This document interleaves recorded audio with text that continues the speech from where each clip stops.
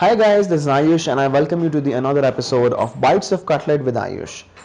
Today I'm not going to talk about lead generation, no. Today I'm going to tell you a story. Once upon a time, long ago, there was Mr. Henry.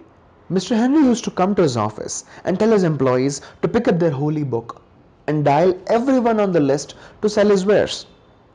At that time, phones were new, they were recently been invented, everybody would happily answer the calls, and slowly the sales began to flourish. As time passed by, people got busier, they did not like answering calls all again and again, and it was no longer a novelty. So the sales began to drop. Now, unfortunately, the company had to downsize. Mr. Henry had to let his employees go. But Mr. Henry was old and he was set in his old ways, he could not change. And soon the company closed down. What Mr. Henry did not realize was that cold calling was dead.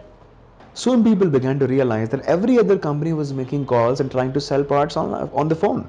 So the telesales became actually pesky and people began ignoring those calls.